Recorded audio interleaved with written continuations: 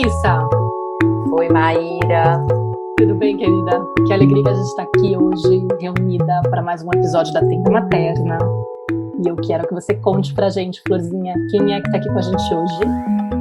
Hoje, a gente está recebendo na nossa tenda o querido Diego, mais conhecido como Músico Pai. Para nós, Diego, é uma honra abrir as portas da nossa tenda e receber você aqui. Poucos homens estiveram aqui conosco e a gente sentiu muito de te trazer aqui para falar sobre o quê? Para falar sobre música. Então, para quem não conhece o Diego é marido da Malu, que já esteve aqui na tenda com a gente num episódio maravilhoso sobre o universo do brincar. Quem ainda não escutou esse episódio, depois escuta também. O Diego é pai da Liz, da Bel e do Tom e é músico, um grande artista que eu já tive a honra, o privilégio de ver tocando e de trabalhar junto, né, Diego? Seja bem-vindo à nossa tenda, conta pra gente um pouquinho mais sobre você, querido. Olá, Clarissa, olá, Maíra e olá a todos os ouvintes desse podcast maravilhoso. Gente, eu fiquei lisonjeado com o convite e é muito especial estar aqui, porque além de amar podcast, amar escutar podcast, eu também tenho o meu. Ele não é tão constante, mas ele tá lá, Músico Podcast, e eu fiz justamente por essa paixão. Também é especial por falar sobre música, que é um assunto que eu amo, permeia minha vida e me trouxe até aqui, a música. E também é especial porque vocês duas apareceram na vida da minha família e acrescentaram demais com os conteúdos. E depois veio uma aproximação, e veio carinho, e veio essa conexão que a gente tem para além das redes. E aí tive a oportunidade de ver Clarissa aqui de perto. Eu lembro quando ela veio aqui em casa, foi uma emoção.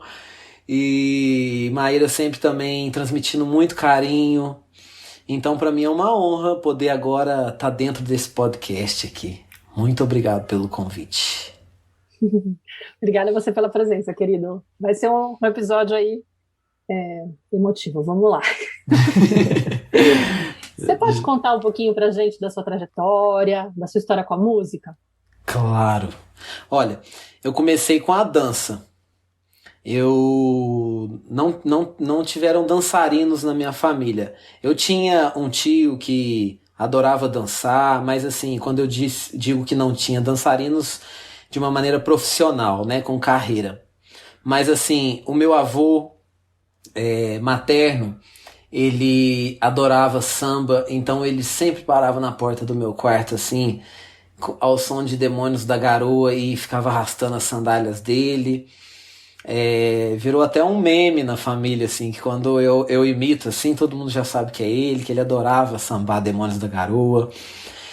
Eu tenho um tio Henrique, que ele adora dançar e minha mãe sempre falava da dança dele, e minha mãe também nas festas sempre me tirava para dançar, e aí veio essa paixão pela dança. Aí eu fiz aula de axé, street dance, entrei para grupos, me apresentava na praça da cidade dançando, e aí veio o Tchan, o El Tchan.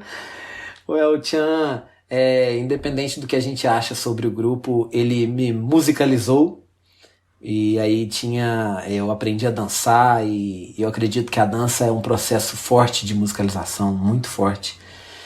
E aí nasceu o sonho de ser o jacaré. Eu tinha esse sonho, mas quando eu olhei pro jacaré, eu olhei pra mim e eu pensei, acho que o compadre Washington não vai me aceitar. E prossegui.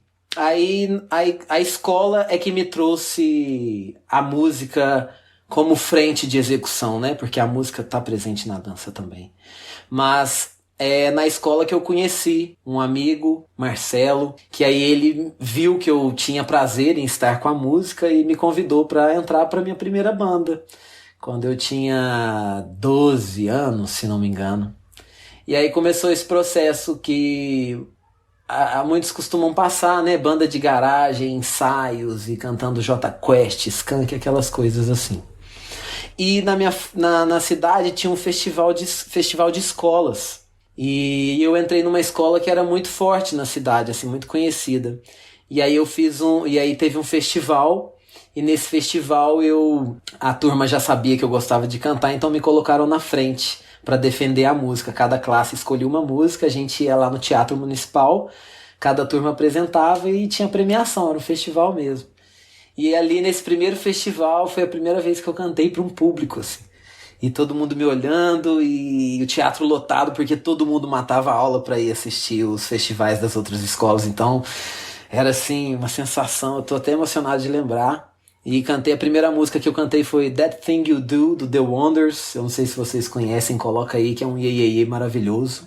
E aí quando eu vi todo mundo me olhando, me aplaudindo, e no final daquele festival eu levei o prêmio, aí eu falei assim, falei pra mim mesmo, é isso que eu quero. Tanto que me desconectei de vestibular, eu nem sabia que era vestibular, porque tava certo na minha cabeça que eu ia ser um Samuel Rosa da vida, assim. Eu vou ter uma banda e eu vou viver de música, assim.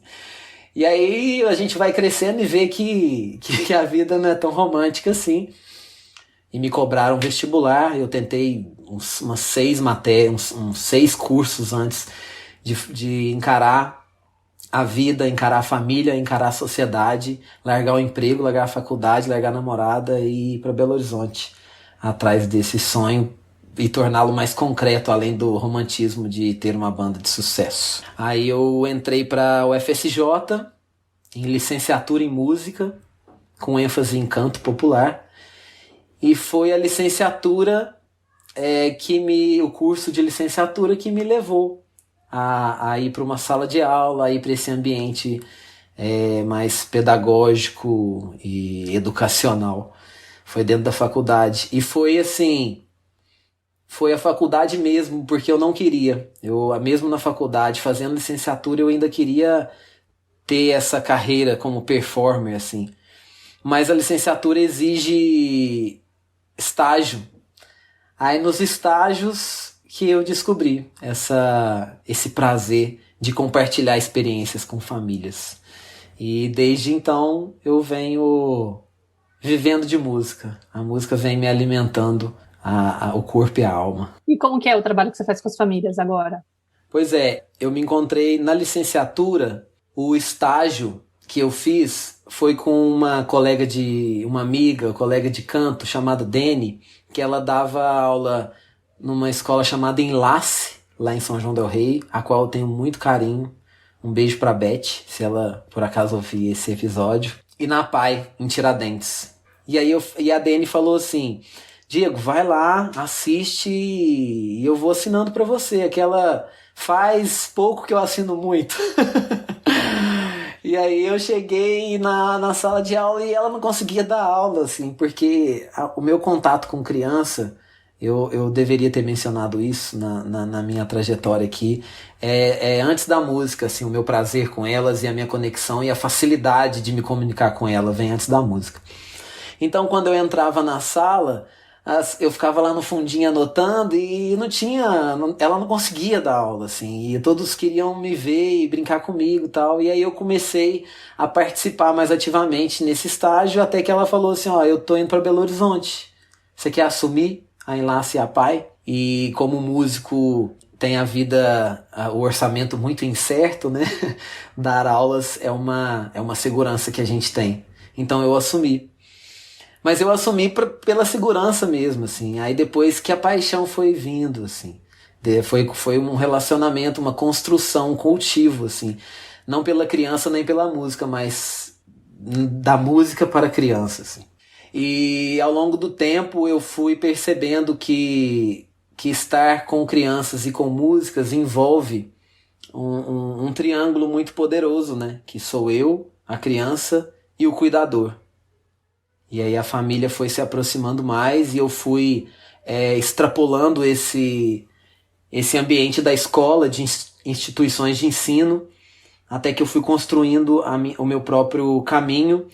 E agora eu atendo famílias, eu vou até as casas e condomínios, nós montamos grupos e a partir desse grupo a gente compartilha experiências e troca repertório, não só de músicas, mas de brincadeiras, para aquilo ser uma conexão, assim. Não só entre o Diego e as crianças, mas entre as crianças e o Diego, e principalmente as crianças e o educador, assim.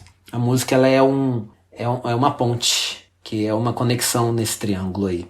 E aí eu atendo famílias em condomínios, nesse processo que eu chamo de musicalização. Diego, eu pude presenciar, né, uma vez aí a Maíra, não sei se ela sabe, mas uma vez eu e a Malu montamos um workshop em Belo Horizonte e a gente convidou o Diego para fazer o primeiro encontro introdutório, assim, era um trabalho que a gente ia olhar tanto para a nossa criança interior e um resgate pela via do brincar mesmo, né?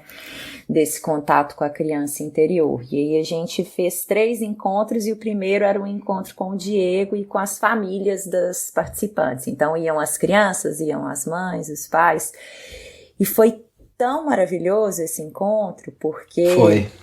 O Diego preparou tudo com muito cuidado, assim, muito carinho, a partir da proposta que a gente trouxe para ele, mas realmente você tem toda a razão, assim, né? Como que a música, ela é uma ponte que leva a gente para a criança que a gente foi também, né? Sim. Eu sinto. Então, eu vejo aqui na minha experiência com as crianças, né? Naquele dia mesmo, assim, você resgatou várias músicas e brincadeiras antigas, né?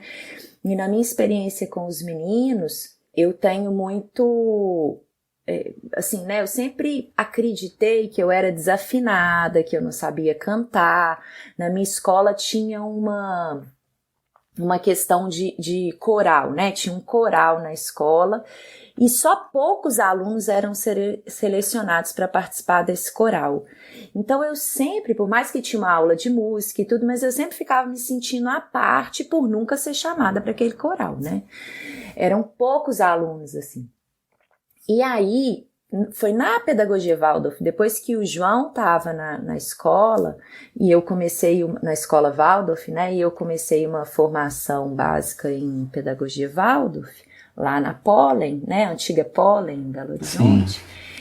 Que eu comecei, que tinha aula de canto, praticamente todo módulo dessa formação tinha um coral, e que tinha uma professora extremamente sensível, que é a Celinha, eu acho que é até de São João del Rei, eu não lembro. Olha.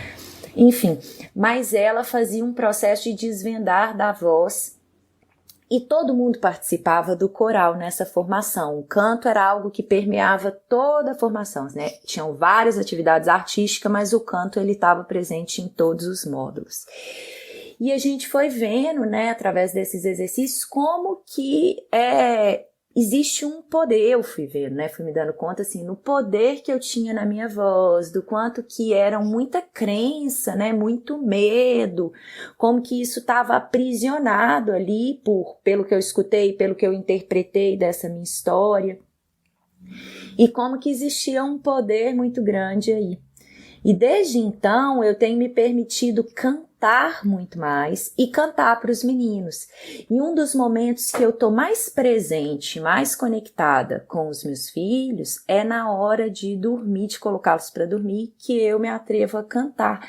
E eu tenho uma memória muito boa para muitas músicas, porque a música permeou durante muito tempo na minha infância. Então eu sempre fico cantando e aí eu vou emendando uma música, não paro assim, né? Trazendo várias músicas da minha infância e eu sinto que é um canal de conexão com a minha criança e com os meus filhos, assim. Então eu queria te convidar para você falar, não sei se a Maíra também, acho que ela tem uma história bonita com a música, né? Que talvez ela queira contar, antes de eu te perguntar sobre essa conexão aí nossa com as crianças a partir da música. Mas diga, Mar.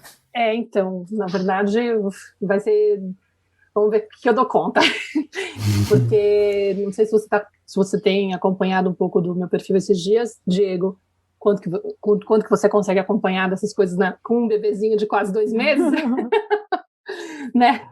Mas segunda-feira agora, dessa semana, fez 10 anos que minha mãe faleceu, né? E aqui na Espanha o Dia das Mães foi domingo passado, e o Dia das Mães agora no Brasil vai ser domingo, então eu tô bem no meio daquela semana. Entre duas, eu sinto muito meus sentimentos. Obrigada.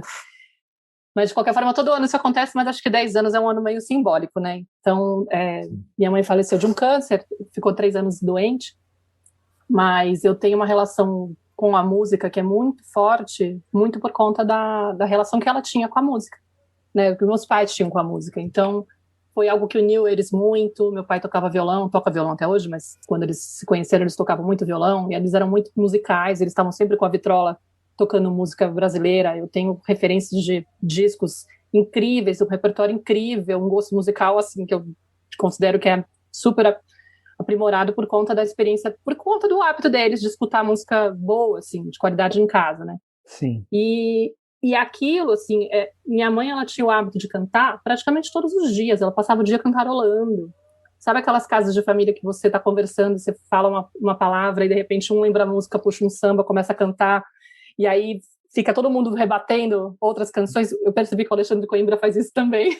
Eu imagino que na casa da Malu e do Diego deve ser assim também, né, Diego? Também a gente pega a melodia de uma música e vai conversando, sabe?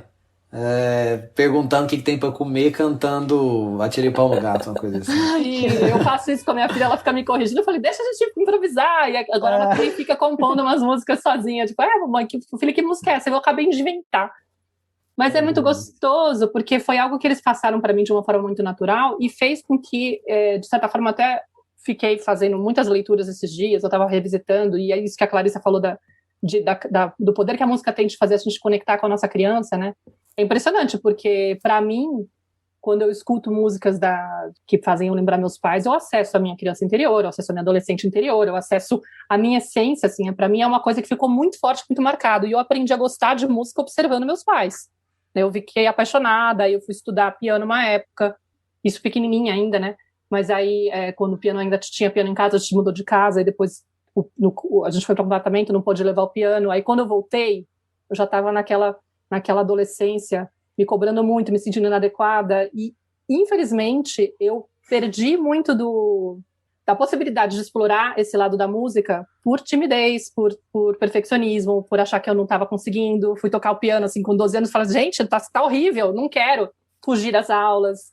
Nunca mais retomei, né? Fiquei anos e anos adiando. Tive um episódio de ter me inscrito num festival da escola e no dia que me chamaram para cantar, eu travei e não fui, não me atrevi a cantar a música da Rita Lee que eu tinha programado, fiquei lá imaginando tudo, me senti super péssima. Pra mim foi uma confirmação do tipo, não queira ir por esse caminho, você não banca. Tipo, desencana. E enterrei aquilo, né? Mas cantava sozinha, escondida, me sentia, tipo, até afinada, assim, sabia que eu me sentia, assim, muito conectada comigo mesma, mas me travando. E o que eu acho interessante é que, observando a minha mãe, eu percebi que ela cantava sempre, mesmo quando ela estava mal.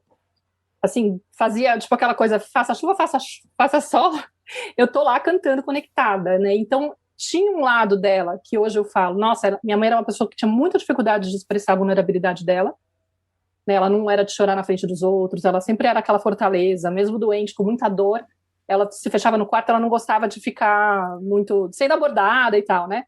Mas a música, mesmo em dias que ela estava mal, ela cantava.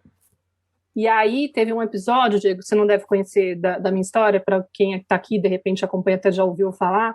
Eu vim para a Espanha morar aqui há 10 anos, exatamente no ano que minha mãe faleceu. Né? Ela ficou 3 anos doente, aí ela ganhou uma herança do meu avô, aí ela quis dar de presente para mim uma viagem para ficar um ano fora. E eu fiquei naquela discussão com ela, falei, mas não tem sentido, você tá doente, a gente não sabe quanto tempo você vai durar, porque a gente já sabia que ela não tinha possibilidade de cura do câncer dela e tal. E ela queria, né, tipo, para ela, eu senti que ela, assim, ela queria encaminhar os filhos para fazerem as coisas que eles pudessem fazer, e ela falava, não, eu quero que você vá, eu quero que você tenha essa oportunidade, não tem diferença você tá aqui ou não e tal. Enfim, eu vim para cá super com a sensação de que ela não ia durar o ano inteiro. E, de fato, eu cheguei em janeiro, ela faleceu em maio, né, ela faleceu dia 4. E minha tia, a irmã dela, me chamou poucos dias antes e falou, Maíra, volta, porque ela tá começando a apresentar sintomas de que ela tá indo embora, né? A tia enfermeira.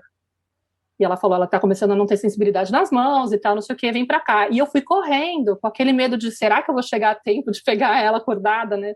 tipo, consciente e tal. E ela estava hospitalizada, e era impressionante, Diego, entre um exame e outro, tava ela cantando. E ela cantava, tipo, encontros e despedidas entre um exame e outro, sabe? Não era, tipo, qualquer coisa. Eu abria a cortina de manhã, ela cantava Manhã de Carnaval. Tipo, os 2 últimos... Você já tá chorando, né? Como não? E era muito assim, era do tipo, cara, e aí o que aconteceu?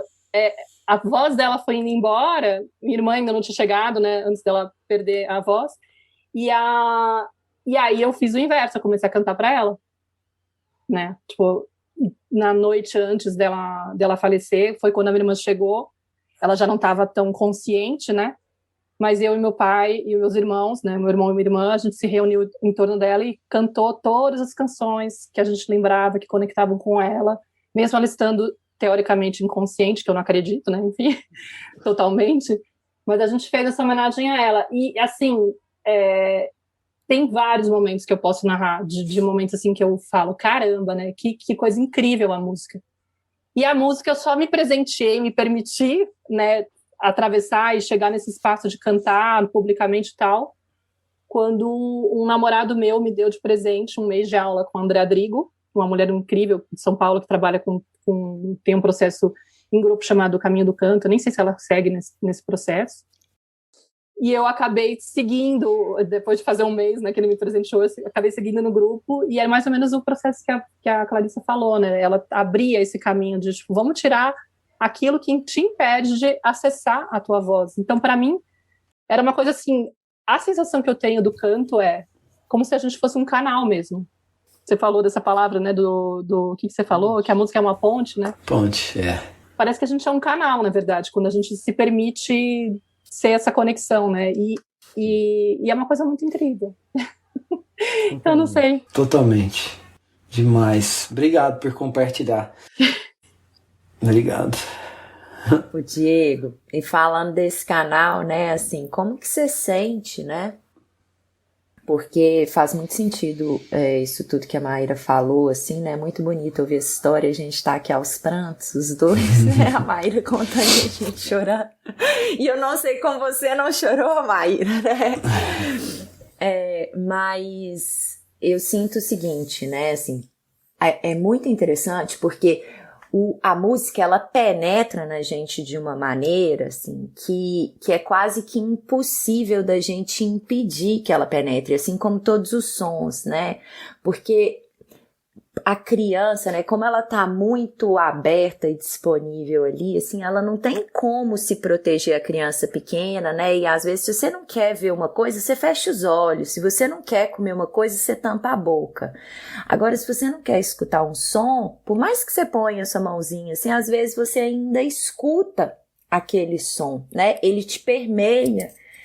Então a música, ela penetra profundamente, assim, acho que ela ativa, quando você falou da dança também, fez muito sentido pra mim, né, porque eu acho que a dança, assim, ela, não só pelo ouvido, mas eu acho que a música, ela penetra em toda a membrana, assim, do nosso corpo, na pele, né, e vai gerando um movimento, por isso que ela mexe tão profundamente, né, quando a gente escuta uma música que foi importante na nossa história, né, e a gente poder limpar esse nosso canal, confiar nessa voz, né, e poder, porque a criança, eu sinto que ela chega com essa musicalidade, ela chega com esse canal muito aberto, né, eu vejo às vezes crianças que escutam um som e já estão balançando o corpinho, e a facilidade que eles têm para criar música, criar sons, e qualquer palavra vira música. Então eu queria que você comentasse um pouquinho, né, sobre isso e falasse assim, como que os pais eles podem usar a música como esse caminho de conexão com os filhos, né, com a própria infância. Obviamente a gente falou um pouquinho aqui, né, mas com os próprios filhos também. Como que você vê isso aí de forma prática no seu dia a dia? Bacana. Tem várias teorias sobre o começo da música. Tem uma que é a que eu mais gosto, que é que a gente começou a fazer música em volta da fogueira. Só que, obviamente, não era como a gente conhece a música hoje, né? Eram pessoas... Meu coração tá batendo muito forte aqui, Maíra. Vontade de chorar mais. Já eu choro. Deixa eu, quando eu for escutar vocês. E nessa fogueira, nós brincávamos com sons, né? Não era nada ordenado, essas questões, esses parâmetros musicais, eles foram percebidos muito tempo depois. Lá no começo mesmo a gente nem sabia falar. E brincávamos com sons e suas sensações, né? Os sons são vibrações, então acreditar que ele entra só pelo ouvido é difícil, porque o som ele vibra e nosso corpo vibra, então a gente se conecta com o corpo. E essa teoria fala desse jogo, dessa brincadeira com sons e sensações. Porque quando uma pessoa se afastava do bando e adentrava a floresta, e aí no meio da floresta, afastado do bando, ele já conseguia ouvir mais o som da noite, né? Contemplar tudo isso, e de repente ele escuta um rugido de um tigre. E aí o que ele faz? E o que ele faz é o que ele aprendeu com a evolução, né? É correr, se assustar, o corpo. Então nesse tempo todo o corpo vai criando esses atalhos, assim. Se eu pôr um rugido de tigre agora para vocês escutarem, vocês vão saber que não tem um tigre aqui na minha casa, mas o seu corpo vai reagir de alguma maneira, né? E isso os criadores de trilha sonora entendem isso perfeitamente. Então na fogueira começou esse jogo de provocar sensações no outro, em si mesmo, com os sons. E aí acaba que o som ele nos desloca, ele desloca as sensações, né? Então daí vem essa memória que a gente tem e acessa essa sensação. Porque é isso, então quando você ouve um rugido, seu corpo já te fala, ó, você precisa sobreviver, não importa se tem um tigre aqui, corre. Então a gente tem isso na gente. Então é por isso que antes de qualquer aprendizagem, antes de qualquer contato da criança com a música, a gente já herdou essas sensações, né? Que a gente começou lá na fogueira, que é um embrião da rodinha do sarau, né? Das rodas em volta da fogueira. Então, a música, eu gosto muito de pensar na música, de ir decupando ela, sabe? Despindo ela, porque se a gente pegar a partir do ponto que a gente sabe hoje, muitas coisas vão entrar na nossa frente e nos dizer equivocadamente o que pode ser música. Eu até no meu primeiro episódio do Músico Podcast, eu convido todo mundo para a gente esvaziar a nossa gaveta mental. Pedro Superti fala que a gente tem uma gaveta mental, cada assunto tem uma gavetinha, e vamos falar da música. Aí quando alguém te fala assim, o que é música? Ou o Diego é músico? Aí você vai abrir sua gavetinha e vai começar a tirar tudo que sua mãe fez, seu pai falou, que você escutou na TV, que você leu num livro. E aí ali você vai tirar tudo aquilo e definir. Então se o Diego é músico, ele faz isso, ele deve fazer isso, ele gosta disso e tal. Então pra gente falar de música de uma maneira que a gente está trazendo para essa conexão afetiva, essa memória afetiva, a gente precisa primeiro, vou convidar vocês que estão escutando, a esvaziar essa gaveta mental, né? Porque a música como a gente conhece hoje, e não só a música, é uma história contada por homens brancos europeus, né? E foi ganhando força através das faculdades que eles foram criando e através das mídias e do entretenimento. Então isso tudo encheu muito a nossa gaveta mental sobre música, assim. Então vamos. E eu já até, de uma certa maneira, peço desculpas a todos, porque mesmo com essa consciência, eu ainda vou usar muitos termos e muitas definições que foram herdadas desses homens brancos europeus, né? E eu tô na busca para compreender de fato o que pode ser além dessa única versão que a gente conhece. Mas vamos lá com que a gaveta que a gente tem aqui é essa, né? Então, assim, e vocês falando das experiências de vocês, eu fui me identificando, e eu acredito que a maioria das pessoas que estão nos ouvindo aqui vão se identificar com algum ponto da história da Clarissa, da minha história e da história da Maíra. Porque a gente tem isso na gente, assim, o som. Existe uma paisagem sonora acontecendo no mundo, né? Esse termo, ele existe desde que existe mundo, porque existe, mas ele foi cunhado por Murray Schafer. Pesquisem aí, que é uma excelente referência. Então, a paisagem sonora, ela nos dá ferramentas e nos dá repertório para trabalhar com os sons. E a partir dali a gente foi construindo essa questão da música. E aí, com o passar do tempo, existe uma época que foi descoberto o poder que a música tem. E aí os poderosos da época proibiram a sociedade de fazer música. Então você só podia fazer música para os deuses ou pro chefe do estado ali, né, o dono da região. E aquilo foi... E aí a gente foi crescendo muito com o resultado disso, porque aí nasceu o dom, que o dom, eu não vou entrar nesse assunto porque ele vem carregado de muita crença, né? E aí a gente precisa respeitar a biografia de cada um que está ouvindo, mas o dom, ele pode limitar a gente, assim, você esperar que o dom seja um presente, assim, porque tudo isso já está na gente, é construído. E vem a questão também, assim, da timidez que vocês falaram, a Maíra falou, assim, de se permitir cantar, de se permitir fazer música. Então, esse nosso caminho histórico, ele foi não nos permitindo manifestar. E eu falo isso com muita tranquilidade, porque não é só na música, né? A gente vê como o mundo tá e como os estados estão, assim, não permitindo uma opinião, quiçá um canto, né? Que vem carregado de muita emoção. E cantar e fazer música é se expor, é doar seu corpo para que aquilo aconteça. Nós somos uma ferramenta para que a música aconteça, assim. Então a gente trabalha com timidez.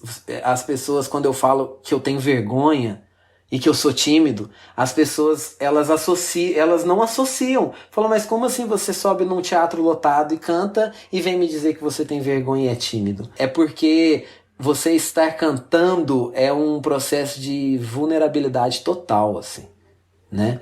E a voz, ela é a janela para a emoção. A arte, eu usei esse termo da ponte, que vem de uma frase que eu escutei, não me lembro onde, que diz que a arte, ela é a ponte entre o que você sente e o que você vai expressar, né? Então a música é um desses caminhos nessa ponte. Então isso nos gera muito desconforto, assim. Quando eu tô no palco, lá em transe, sabe, cantando e as pessoas compartilhando aquele momento comigo, eu estou totalmente vulnerável.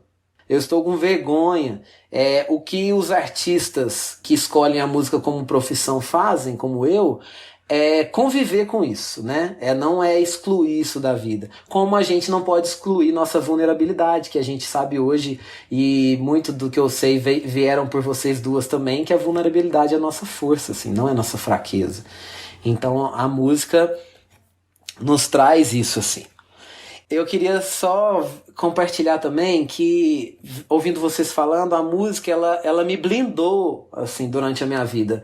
A família materna, a casa que eu cresci até os 10 anos, era eu, minha avó, mais 2 tios, meu avô, minha irmã, minha mãe.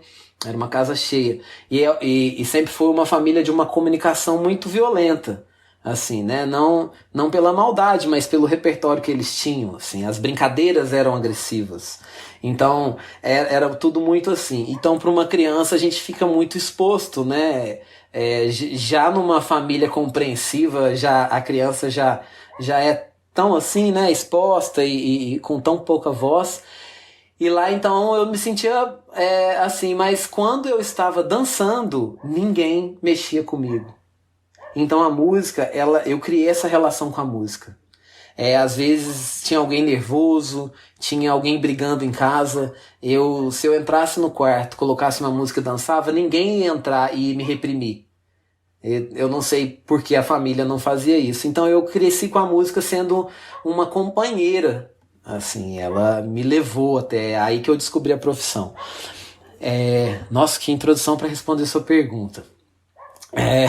Nossa, mas maravilhosa, Diego. Antes de você responder a pergunta, só preciso falar assim, eu achei incrível isso que você falou, né? Da arte ser uma ponte entre o que a gente sente e a forma da gente expressar mesmo, assim. Porque Sim. Eu vejo, né, justamente esse lugar, né, do que tá aqui no coração, porque é muito íntimo você tirar essa voz e falar pro mundo, né? E deixar ela reverberar. E a criança, ela tá muito consciente da fala dela, da voz dela, né? E quando ela traz isso, é de uma beleza. Nossa Senhora, tudo que você tá falando tá fazendo tanto sentido que você pode seguir aí contando pra gente. Essa introdução foi bonita, valeu a pena. Que alegria ouvir isso, porque quando a gente vai fazer música, a gente quer compartilhar ela, né? Então existe essa expectativa da troca de experiência, da troca de sensações, como essa própria teoria que eu gosto muito fala, né? Que eles faziam um som assim lá na roda e o outro expressava uma reação, e aí a gente foi descobrindo, falou, esse tipo de som faz a pessoa sentir medo, esse tipo de som faz a pessoa sorrir. Então é mexer com sentimentos, assim. E é muito importante a gente ter consciência disso, porque hoje a música ela tá tomada por um pacote mercadológico, assim. Então, quando você fala de música, você busca referências de artistas, você não busca referências afetivas. A gente tende a pensar em canções e tudo como referência artista, mas existe uma conexão com o nosso sentimento, sabe? Por isso que é importante essa consciência. Agora, entrando na resposta, né, da sua pergunta, na consciência do cuidador que está com a criança, de saber isso. Porque senão a gente fica repetindo padrões que eles são equivocados, porque eles não são baseados no nosso sentimento, e sim numa construção social do que vem a ser a música. Porque quando você tem consciência disso, escuta alguém cantando, você nunca vai falar que ela está desafinada. Porque a afinação é um parâmetro imposto, assim. Há pouco tempo, foi um cálculo feito por alguém que ele descobriu. É algo muito genial, tá? Eu gostaria de frisar isso e é muito importante. E eu deveria ter falado lá no começo que tudo que eu vou falar aqui é resultado do meu caminho, do meu trabalho, da minha arte, do meu ponto de vista e da minha família. Então, se você que está escutando aí discorda, ótimo. E se você discorda, por favor, entre em contato comigo pra gente conversar. Se você concorda também, ou se você não conhecia, o que eu acredito é que a gente tem que se despir um pouco do que a gente acha saber sobre música pra gente compreender. Sabe por quê, meninas? Tem tribos, tem grupos que o termo música nem existe. Então, assim, é por isso que a gente tem que abrir esse olhar. E aí, o cuidador, tendo consciência disso, ele vai trabalhar a música como uma ferramenta de expressão e não apenas produção sonora, os parâmetros musicais, afinação, coisas que nós educadores costumamos frisar quando a gente vai apresentar nosso trabalho, que são parâmetros forte e fraco, grave e agudo, essas questões. A gente tem que tomar cuidado, porque elas tem que aparecer como ferramentas de auxílio para a manifestação do sentimento da criança com quem a gente está num processo de musicalização. E não um parâmetro de julgamento e qualificação. Né? Então, eu acho que o primeiro passo para um cuidador se conectar com uma criança através da música é não esperar que ela faça música para ele, mas ele tem que ouvir o que ela tem a dizer através da música que ela vai manifestar, né? Então, eu vejo em alguns encontros, assim, eu pego o violão e deixo o violão à disposição ali no chão de propósito. Aí a criança vai lá mexer, que é o que eu tô esperando. E quando ela encosta no violão, 99% das vezes eu escuto, não mexe no violão. Ou uma frase assim, vai desafinar o violão do tio. E isso já é anterior à música, porque a criança só se aproximou do objeto. Eu entendo o medo da criança quebrar o violão e a mãe falar, nossa, de onde que eu vou tirar dinheiro para pagar o violão do Diego? Eu entendo.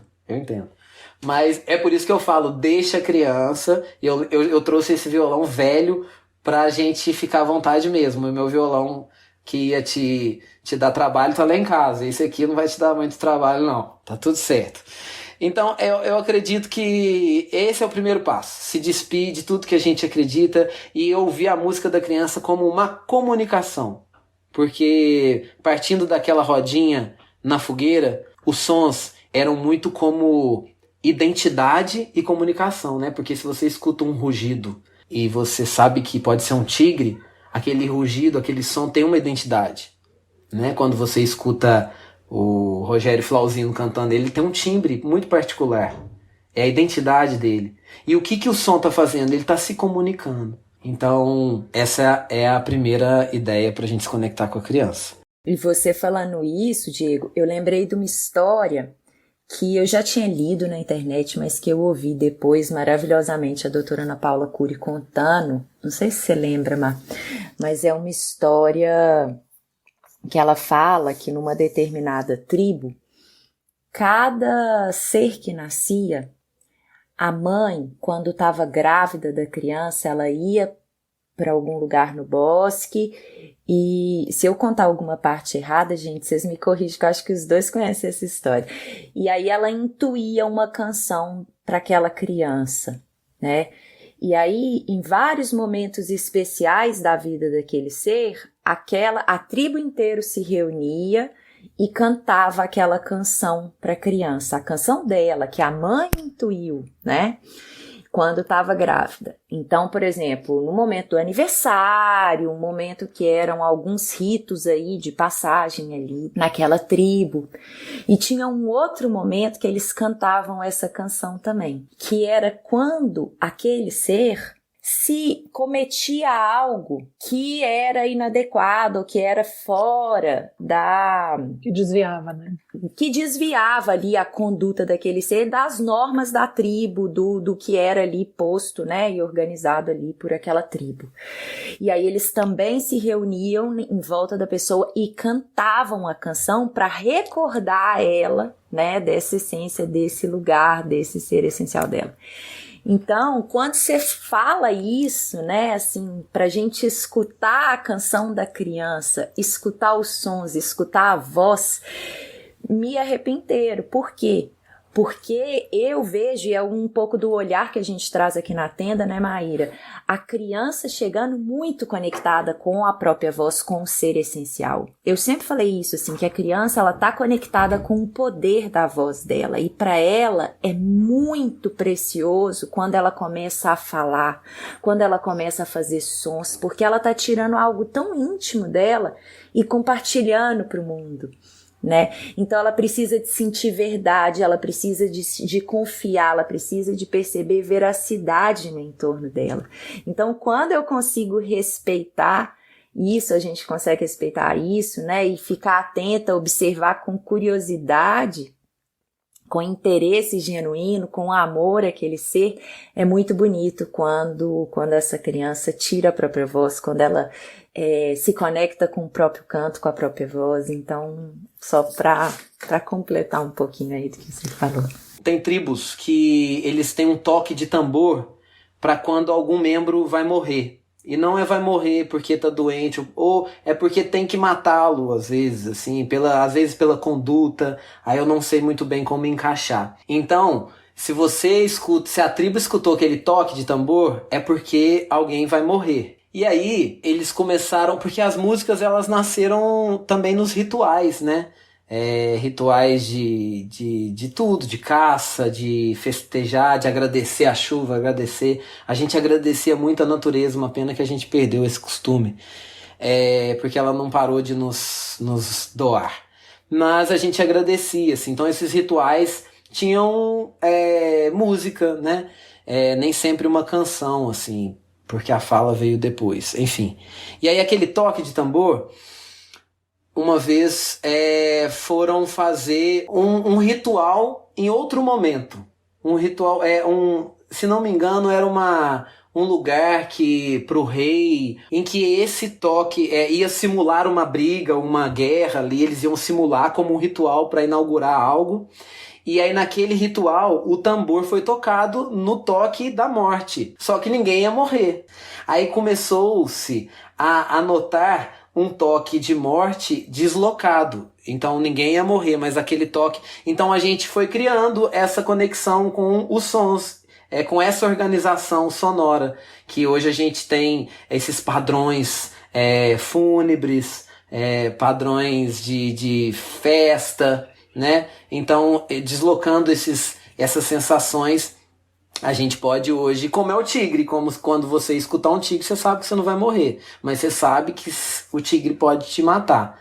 Então, deslocando essas sensações, você falou da tribo, eu lembrei disso, que é um dos princípios onde a música foi ganhando força nos rituais, assim, não necessariamente era para celebrar a chuva, mas existia um teatro ou alguma coisa acontecendo ali por outro motivo que se trazia a música da chuva. Então as sensações existiam, mas não necessariamente ia chover.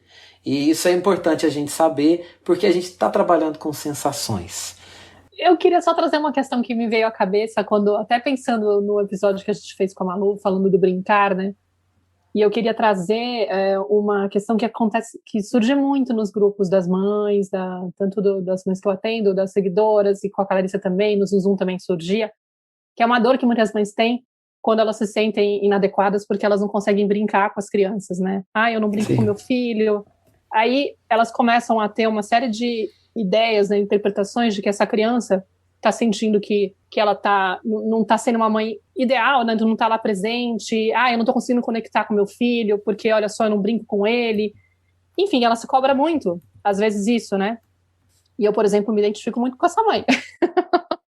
Tenho muita dificuldade de brincar, né, de estar lá solto e tal. Acho que minha criança... Minha mãe não brincava muito comigo também, não tem tanto essa referência e tal.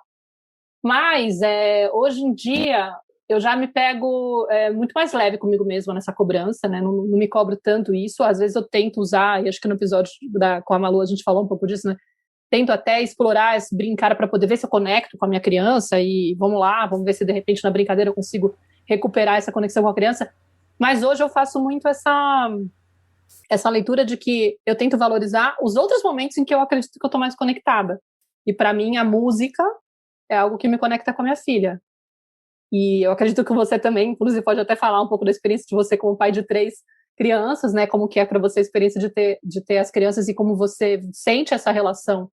Mas eu acho, inclusive, por conta do registro que eu tenho, né? Porque eu, sim, tive muitos momentos em que meu pai ficava tocando violão com a gente na sala, e cantando pro meu irmão, tocando pro meu irmão. Tenho lembranças, assim, de vários momentos em que a música era o que guiava e conectava a gente, unia a gente muito, né? Na casa dos meus avós maternos, a gente fazia muitas apresentações musicais, especialmente no Natal, né?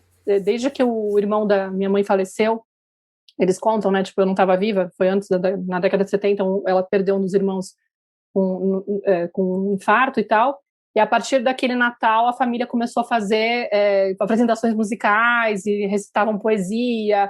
Então a música ela estava presente demais, assim, sabe, nas relações familiares, assim, nos encontros e tal. E Brasil é foda, né? Porque você vai para casa de qualquer amigo e tá todo mundo lá, puxa o violãozinho, começa a tocar uma roda. Eu morro de saudade dessa parte, né? Para mim, isso é uma das dores que eu tenho de estar aqui na Espanha, de não ter esse astral brasileiro, de sempre permear com a música, os encontros, né? Música ao vivo, roda de samba, roda de choro e tal. Para mim, era a melhor coisa do mundo, poder descer pro Bar do Alemão, que eu morava perto do Bar do Alemão, do Bar do Eduardo Pudim, né?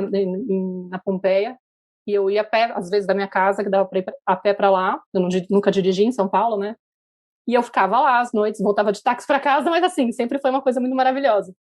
Mas assim, mas o que eu queria falar é isso, assim, de que muitas vezes as mães se sentem mal por não poderem brincar com a criança, mas às vezes é só uma questão de explorar quais são as coisas que realmente conectam com a minha essência, que eu me sinto confortável em fazer, que eu me sinto totalmente, né, sendo eu mesma, eu tenho prazer em fazer, e dá para fazer com a criança de um jeito muito maravilhoso, que vai trazer essa referência, esse ponto de, tipo, a criança vai se sentir conectada, vai sentir que você é uma mãe incrível, e vai se sentir amada, vista, e inclusive com essa coisa maravilhosa que você está falando, que foi falado aqui, né, de se essa relação for com essa liberdade, ela também vai sentir, inclusive, a liberdade de se expressar sem dor mesma, né? Sem ser essa cobrança que a gente às vezes projeta. Não, tem que encostar no violão, mas tem que ser assim. Não pode falar desse jeito, não pode ser afinado. Que, né, não precisa ser exatamente certinho, tem que ser verdadeiro, né? Tem que ser lindo, livre, autêntico. É muito interessante isso que você falou, porque eu venho experimentando isso desde sempre quando eu comecei a atender famílias no condomínio, porque quando é numa instituição, seja de ensino, que esse nome já tá errado, porque devia se chamar instituição de aprendizagem, não de ensino. Aí quando eu comecei a atender as famílias fora das instituições, eu comecei na verdade, nas instituições a gente não atende famílias diretamente, a gente atende as crianças, né? Eu entro numa sala, só eu e as crianças, e mais uma educadora, assim, que é a professora referência. E aí eu pude estar mais perto das famílias, e seja qualquer um o cuidador, porque na realidade que eu atendo, tem muitas babás, e elas precisam entrar nesse pacote de cuidador.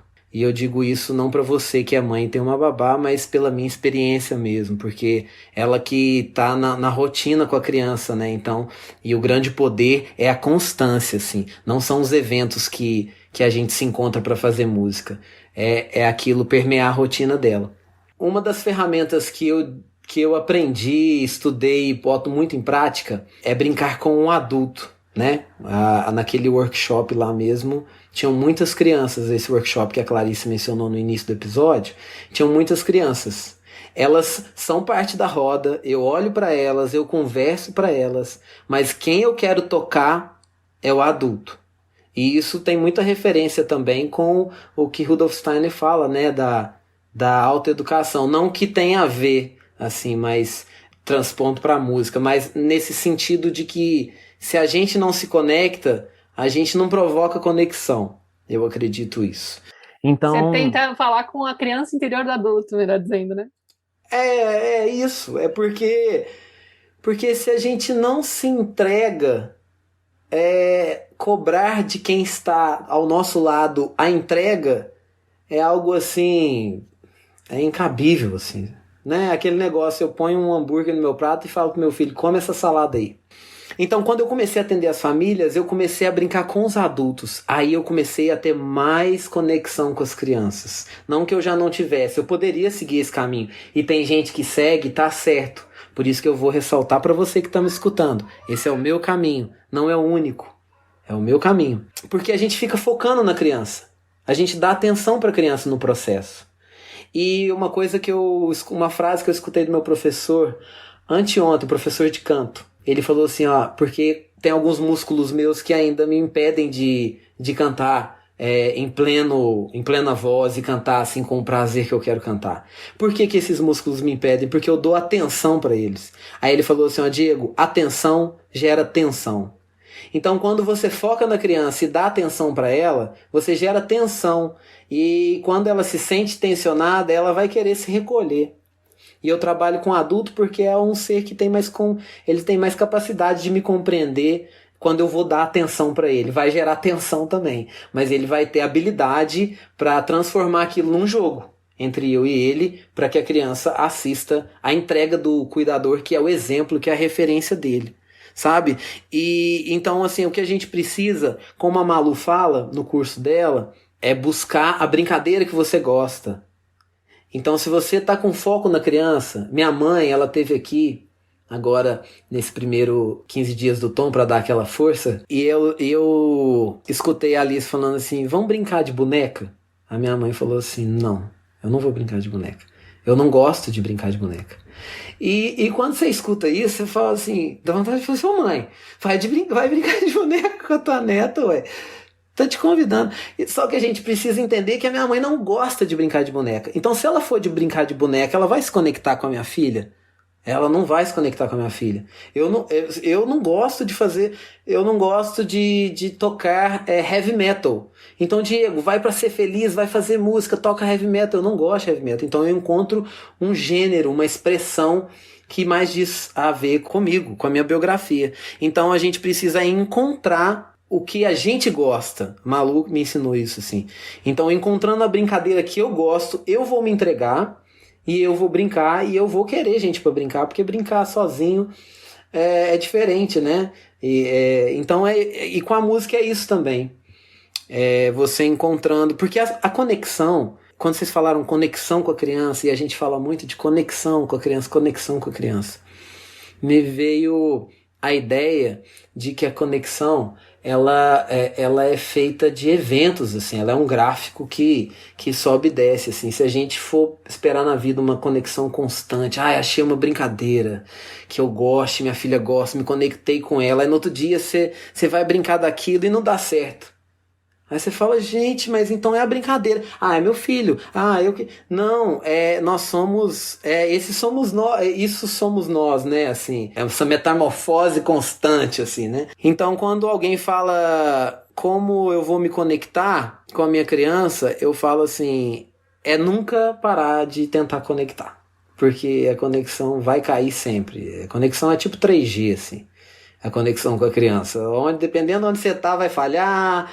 Se você mexer uma coisa, falha. E eu acho que compreender isso já nos libera de uma responsabilidade equivocada e também tira as expectativas. Porque se você entra numa roda com expectativas, eu acredito que expectativa mal trabalhada é decepção na certa, assim. Então, fazer música, brincar com criança, conversar com criança é ouvir, assim. É ouvir com atenção, né? Não é ouvir os sons. Porque os sons, eles deslocam sensações. Então, se você ouvir um som, você tem que acessar aquela sensação. E assim você vai acessar a criança. E eu acho que a gente precisa ressignificar essas coisas mesmo. Sim, isso que você está falando, Diego, me lembra muito, assim, né? Me remete a esse estado de presença, né? De uma atenção, mas sem tensão, plena ao que está me acontecendo, né? Ao que está me acontecendo naquele momento que eu me encontro com o outro, seja esse outro uma criança, seja esse outro um adulto, né? E ao mesmo tempo que eu sou capaz de me observar, quando eu me encontro com esse outro também, eu sou... E quanto mais, né, eu tô presente para o que está me acontecendo, existe um silêncio interno, eu também sou capaz de sentir esse outro. E a gente vai se regulando a partir desses encontros, né? Porque depende de como esse outro reage, isso vai provocar uma emoção, né? Depende do que ele fala, do que ele expressa. Então é muito bonito te ouvir falando, né, para esse encontro genuíno com esse ser que está diante da gente, né? Sem uma fórmula mágica, sem um caminho, sem um passo a passo de como esse processo vai acontecer. Eu acho que a sua fala inteira, ao longo desse episódio, ela fala disso, assim, ela fala de uma liberdade para se expressar, né, de um olhar para dentro e ir desconstruindo, né, esvaziando essa caixinha, esvaziando isso tudo que nos foi introjetado, às vezes de uma forma extremamente autoritária e doída, né, da gente ir desconstruindo e se despindo para estar inteiro para esses encontros, né, e quanto mais inteiro eu tô, mais segurança, mais liberdade eu tenho para me expressar com autenticidade, com expansão, com, né, de uma forma autêntica mesmo, né. Então, querido, começamos esse episódio aqui todos muito mexidos emocionalmente. Eu acho que a gente está numa semana bem intensa, né, nesse Brasil nosso aqui, com tantos movimentos que têm mexido profundamente com a gente emocionalmente, né. Acho que eu queria até ter trazido, né, um pouquinho para esse encontro, para você comentar, mas eu sinto que ao longo da conversa isso já foi falado, né, sobre essa perda que a gente teve do Paulo Gustavo, né, e de uma pessoa que traz esse riso como um ato de resistência, traz um movimento muito bonito, né, para o nosso Brasil, e eu sinto que você trouxe na sua fala, né, um olhar muito bonito para a arte, né, um lugar de que essa arte ela está dentro de todos nós humanos, de todos nós que sentimos, porque ela fala sobre o nosso sentir, sobre a nossa capacidade de deixar que o nosso sentir transborde, seja através de um canto, seja através de uma dança, seja através de uma pintura ou de uma piada ou do que quer que seja, né? Então eu só quero agradecer muito, muito, muito a sua presença aqui, Diego. toda a sua espontaneidade, todo esse compartilhar dos seus estudos, das suas investigações, eu tenho certeza que vão ser muito rica e contribuir aí para as nossas ouvintes. E se você tiver uma última mensagem, eu queria que você trouxesse, por favor. Eu tenho, na hora que você falou assim, então vou agradecer, eu falei, por quê? Passou rápido. Eu queria, não considerações, mas eu queria roubar uns minutinhos aqui de vocês, mesmo depois do agradecimento, porque às vezes fica muito vago para um cuidador escutar isso e falar assim, que lindo essas pessoas, essas 3 pessoas falando, é tão lindo, eu me emocionei demais, mas e aí? O que eu faço? Para conectar com a família. A gente tem uma cultura de buscar cartilhas, né? Só que quando você fala de ser humano, e principalmente expressão artística, assim, é muito delicado eu apontar um caminho. Eu tenho até séries no meu Instagram e no meu YouTube que pretensiosamente tem o título de Como Musicalizar Seu Filho em Casa, mas é só uma chamada mesmo, assim, porque tem gente que fala, eu não acredito nesses passos, não, são passos iniciais, assim, e eu vou reforçar, assim, o processo é ao longo da vida. Se você chegar um dia e achar que se conectou com a sua criança, ou que você tá pronto e encontrou a saída, volte 12 casas. É pro resto da vida, assim, a gente vai, é uma eterna busca. Mas existem coisas que a gente pode fazer quanto à música para que ela seja mais acessível para essas experiências, assim. Então eu queria só esses minutinhos para falar algumas questões assim que eu experimentei nesse caminho como uma criança que foi flertando com a música e num adulto que virou um educador, sabe? E principalmente depois que eu fui pai. Porque ser pai me colocou naquela ponta do triângulo que eu não pertencia. Eu era o educador, tinha criança e tinha os cuidadores. Então ser pai me levou para outra ponta. Então eu já cruzei as 3 pontas desse triângulo.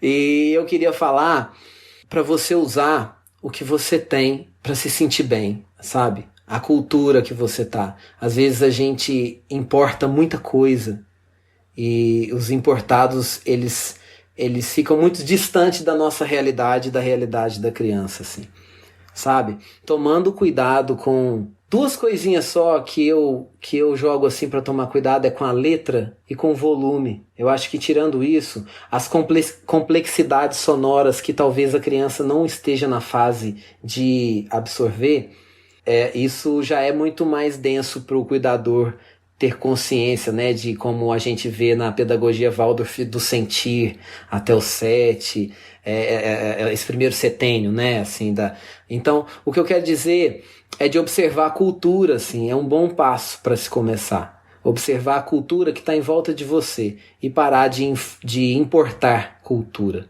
Eu acho que a importação, eu vejo ela sempre por um lado mais negativo do que positivo, assim. Ela tem muitos pontos legais, mas se a gente não souber trabalhar com a importação, é porque, sabe, às vezes a gente quer apresentar músicas para criança como as músicas de concerto, que são muito usadas em processos de aula de música ou musicalização, mas elas são datadas de um tempo assim tão distante, de uma cultura que não são, que é uma cultura que não é nossa, assim. Então uma boa experiência para o cuidador é começar a olhar em volta dele, sabe? A cultura que está em volta dele, assim. Isso pode ser que gere pertencimento à criança. E quando a gente tem esse sentimento de pertencimento a uma cultura, aí a gente abriu a porta para essa ponte, para a gente cruzar o sentimento lá para a expressão. Então busque aí, sabe? Nós mineiros aqui falamos pouco de congado, falamos pouco de folia de reis, sabe? Como o carioca exalta o samba, assim. E o samba é muito forte em Minas também, assim. O samba em São Paulo é muito forte, assim. Não acho que existe um nível vertical, assim. Eu acho que é olhar para o que está sendo feito na sua rua, no seu bairro, o que está sendo feito na sua casa, e olhar para o que você gosta. e sentir prazer através daquilo. Se não tiver prazer, busque entender o que está acontecendo, assim. Mesmo que seja um choro, né? Uma dor, a música às vezes não traz muita dor, e Maíra já deixou claro nesse exemplo aqui que eu, infelizmente, não consegui chorar o que eu queria. Mas é isso, assim, independente do que você sente, se permita sentir. Eu acho que foi isso que a Clarissa falou.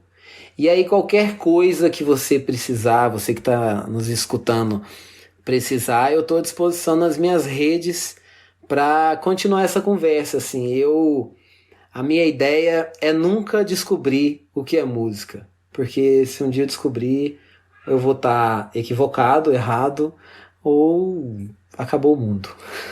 Colocou um ponto final, né? Quando a gente encontra a resposta e se apega à resposta, a pergunta desaparece. Então, que você siga não sabendo o que é música. Não sabendo. Porque nós somos tão inconstantes, assim. O Diego de ontem não é o Diego de hoje. Então, se eu cheguei numa resposta ontem, ótimo, descobri o que é música. Mas amanhã eu tenho que começar de novo o meu caminho, porque amanhã eu sou outro Diego. É a impermanência dessa vida maravilhosa, né? Então não busquem essa permanência. Eu queria muito, muito, muito te agradecer e até explicar por quê, inclusive, que não é um agradecimento simplesmente de fim de capítulo, de fim de episódio, vou agradecer ao Diego, não, é de coração mesmo, porque a gente agora está até com o empenho de fazer os podcasts quinzenais, né, na Tenda Materna. Aliás, quem quiser apoiar a gente para colaborar, a gente acabou de criar a nossa campanha Apoia-se.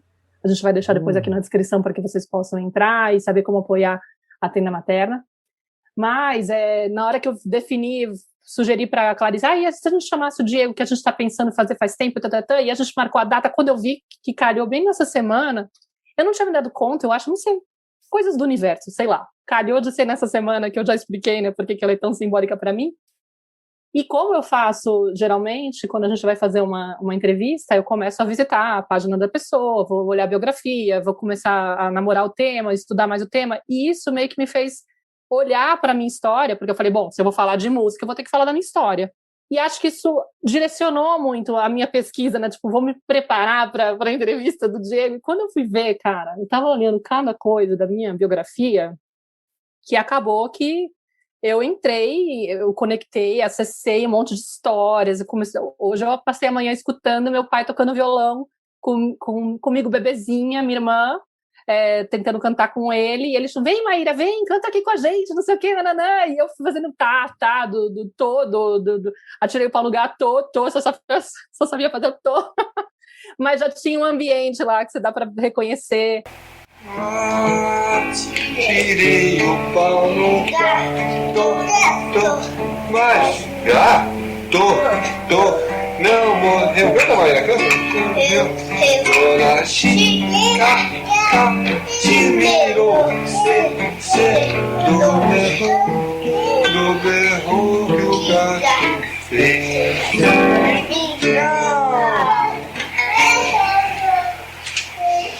Vem cá, Maíra, vem cantar aqui, ó. Teve uns trabalhos que eu fiz na faculdade, no Master que eu fiz aqui na Espanha, que eu fiz um Master em fotografia. Acabei até publicando um livro em homenagem à minha mãe e ao meu pai. Mas eu fiz um trabalho também que eu peguei umas gravações, porque eles gravavam, né? Tipo, essas coisas. Eles gravavam no gravadorzinho lá, as reuniões deles, fazendo umas rodas com os amigos e tal, cantando e tal. Então eu tenho muito registro. E teve um trabalho que eu peguei, minha mãe e meu pai tocando violão, com um amigo, né, que estava junto, cantando Camisa Amarela, e eu inseri a minha voz cantando com eles. Então eu fiz uma coisa artística lá e tal, fiz um vídeo, fiz várias coisas, então eu fiquei embebida nessas histórias esses dias, e foi muito, muito, muito emocionante. Na avenida de Camisa Amarela, cantando flores bela, flores bela. Convidei-o a voltar pra casa em minha companhia. Ele deu-me um sorriso de alegria e desapareceu no turbilhão da galeria. Não estava nada bom, meu pedaço na verdade estava bem amado, bem limpado, atravessado. Foi por ali cambaleando, se acabando num cordão com um reco na mão. Mais tarde encontrei no café do Rafa no Largo da Lapa, bolinho de raça, bebendo do copo de cachaça, e não é chalaça. Então, tipo, eu te agradeço muito. Deixa eu pesquisar o Diego aí você pesquisou a Maíra. Não, eu tipo, deixa eu me... Porque é um pouco Que isso, deixa eu delícia entrar ouvir na isso. energia do tema, né? Então eu vou desenhando, pegando tudo de referência. E eu falei, cara, mas aí eu vou... Mandei pra Clarissa, né, Clarissa? Um PDF de um livro que eu fiz também no curso, né, nesse master, onde eu contava a história da visita que eu fiz para minha mãe, nos últimos dias de vida dela. E a Clarissa me devolveu um áudio chorando. Ela tá aqui no carro esperando não sei o quê. Eu tô aos prantos lendo seu livro. Como assim, Maíra? Olha o que você fez comigo. Né? Tipo, mas foi muito especial mesmo. Porque acabou que eu... Acho que eu dei enfim, dei uma sustância aí e passei várias manhãs. Acho que eu faria parte disso, entendeu? Malu e Diego têm esse poder de fazer isso com a gente, né? A gente vai gravar o episódio Universo do Brincar, falando assim, vai ser tranquilo, né? Vai ser vamos falar sobre brincadeira, sobre brincar. Aí, de repente, a gente termina aos prantos o episódio. Diego chega e vamos falar sobre música, né? E acontece isso, né? Mas é justamente, acho que lembrando do quanto que esses temas, eles estão carregados de emoções, né? E como é bonito a gente poder expressar isso num lugar que a gente se sente seguro. Isso, e é tudo nosso, assim. Não naquela gíria que eles falam tudo nosso, mas é tudo nosso no sentido de que a gente não precisa de professor, a gente não precisa de faculdade, a gente não precisa de escola para validar a nossa arte, assim. Tá? Se você quer ser um músico, aí eu vou te falar, então agora a conversa é outra. Se você quer isso como profissão, como ofício, né? Agora, a música, ela faz parte de nós. Eu adoro uma frase, que a música é um privilégio de todos. Então, a gente não precisa de validação, assim. Então, você que quer fazer música, quer cantar, não espere ninguém bater palma ou dizer que você é afinado, não. Eu acho que a gente tem que se conectar com isso, assim, e é com a nossa voz interior mesmo. E escutá-la, assim, não as pessoas que estão em volta. Então, se permita cantar, cante mais, porque nós somos adultos que não cantam, adultos que não dançam, adultos que não brincam, assim. Eu acho que esse é o pior vírus que existe no ser humano, assim, é deixar de se permitir ser artista, assim, né? Se você for trabalhar é outra coisa. Eu sei que ficou longo, mas eu ainda quero lembrar de mais uma coisa que me veio essa semana. Vamos ficar aqui. Não, porque eu estava também fazendo uma leitura esses dias, até por conta dos processos terapêuticos que eu tenho feito, né? De que nessa jornada assim, de autoeducação, de aprender a olhar para as próprias dores, de reconhecer a própria história, dessas etapas que a gente vive, né, que eu e a Clarissa, a gente está sempre trabalhando e orientando nos nossos grupos também, como fazer esse trabalho de olhar para a criança interior e realmente reconhecer a dor do que aconteceu com ela e muitas vezes o quanto foi dolorida a relação com os pais, né? Então, o que eu estava sentindo, que me veio muito forte esses dias por conta do aniversário da morte da minha mãe, é que nesses últimos tempos eu tenho muito me debruçado com as questões que ficaram em falta do que faltou, né, da nossa relação. E foi muito lindo essa semana poder olhar para o legado da força que ela me deu e dessa conexão com a música, assim, com a minha essência, assim, do quanto eu me sinto identificada com ela, agradecida por ela ter se permitido, assim, viver isso com tanta força, assim, com tanta conexão com ela mesma, né, ter se permitido isso e ter sido essa mulher tão conectada com a música e ter me presenteado com essa coisa maravilhosa, assim, porque para mim não tem nada, eu tinha até escrito assim no meu Facebook desde sempre, não tem nada que me conecte mais comigo mesmo do que a música, assim. Então agradeço a minha mãezinha que esteja aí onde esteja, tenho certeza que ela está me ouvindo, e ao meu pai também, porque foi com certeza um dos melhores presentes que eles me deram.